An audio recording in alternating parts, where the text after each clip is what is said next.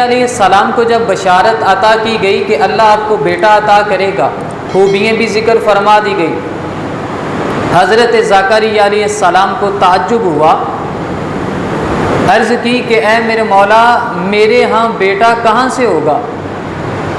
میں تو بڑھاپے کو پہنچ چکا ہوں، میری بیوی بانجھ ہے، اس کو اولاد نہیں ہو سکتی، تو اے میرے مولا کس طرح ہو سکتا ہے؟ یا تو یہ ہے کہ ہمیں پھر دوبارہ جوانی عطا کی جائے گی، میری بیوی کی بانجھ پن جو ہے اسے ختم کیا جائے گا، پھر ہی رب ذوالجلال اولاد عطا کرے گا۔ تو رب نے فرمایا کہ نہیں اے زکریا علیہ السلام، تیرا رب ہر چیز پر قادر ہے، کذالک اللہ یفعل ما یشاء، وہ جیسا چاہتا ہے نا ویسا کر دیتا ہے۔ آپ کی بیوی کی اس وقت عمر 98 سال تھی، مفسرین نے لکھا 98 سال آپ کی بیوی کی عمر تھی اور بانجھ پن بھی تھا، اور حضرت زکریا علیہ السلام جو ہیں ان کی عمر 120 سال تھی۔ تو عرض کی کہ اے میرے مولا اب نشانی کیا ہوگی کہ جب مجھے اولاد عطا کرنی ہے، مجھے کیسے پتہ لگے گا؟ تو اللہ تعالیٰ نے فرمایا کہ آپ 3 دن تک کلام نہیں کریں گے، 3 دن تک کلام نہیں کریں گے۔ آپ نے پوچھا اس لیے یقین بھی ہے کہ رب ذوالجلال عطا فرمائے گا، لیکن یہ یقین اور یہ سب کچھ رکھنے کے بعد اس امید کے ساتھ پوچھنے کی وجہ تھی کہ اے میرے مولا مجھے بتا کہ تو مجھے کب یہ معاملات اور یہ کب چیز عطا کرے گا، تاکہ میں تیرا شکر بھی بجا لاؤں اور تیری عبادت میں کثرت بھی کروں۔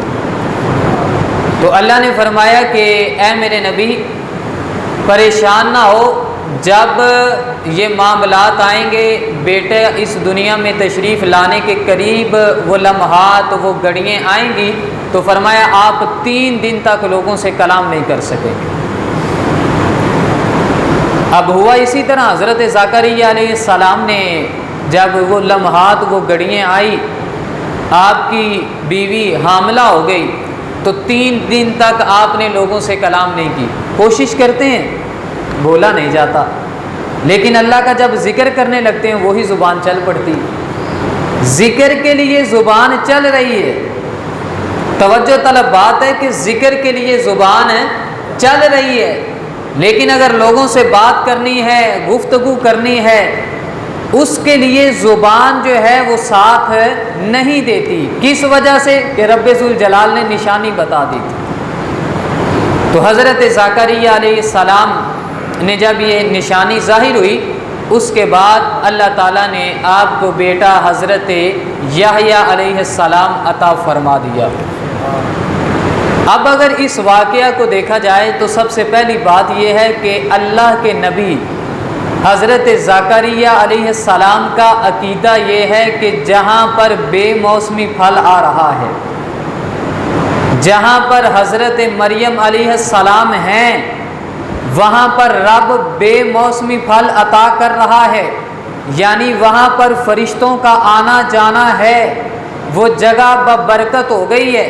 اگر میں وہاں کھڑا ہو کر دعا کروں گا تو اللہ مجھے اولاد عطا فرما دے گا، تو ایسا ہی ہوا۔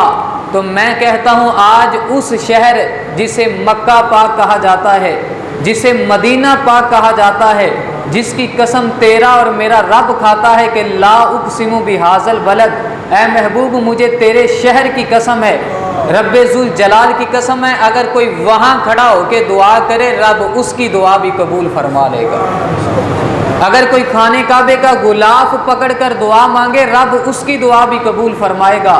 اگر کوئی حجر اسود کے قریب کھڑا ہو کے دعا کرے رب اس کی دعا بھی قبول فرمائے گا۔ اگر کوئی آب زمزم جو حضرت اسماعیل علیہ السلام کی ایڑی سے جاری ہوا، اگر کوئی وہاں کھڑا ہو کے دعا کرے رب اس کی دعا بھی قبول فرمائے گا۔ کوئی صفا اور مروہ کی دوڑیں لگاتے ہوئے وہاں پر کھڑا ہو کے وہاں پر دوڑیں لگاتے ہوئے دعا کرے رب اس کی دعا بھی قبول فرما لے گا۔ المختصر جو در مصطفیٰ پہ کھڑا ہو کے دعا کرے رب اس کی دعا بھی قبول فرما لے گا۔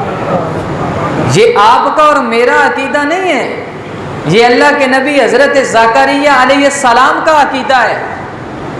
سب سے پہلے انہوں نے اس جگہ کھڑے ہو کے دعا کی ہے جس جگہ حضرت مریم علیہ السلام کو بے موسمی پھل عطا کیا جا رہا ہے۔ رب نے انہیں اولاد کی دولت بڑھاپے میں عطا کر دی ہے، تو پتہ لگا کہ جو بھی کسی اعلیٰ جگہ پر جہاں اللہ کا فضل ہوتا ہے، اللہ کا کرم ہوتا ہے، کوئی دعا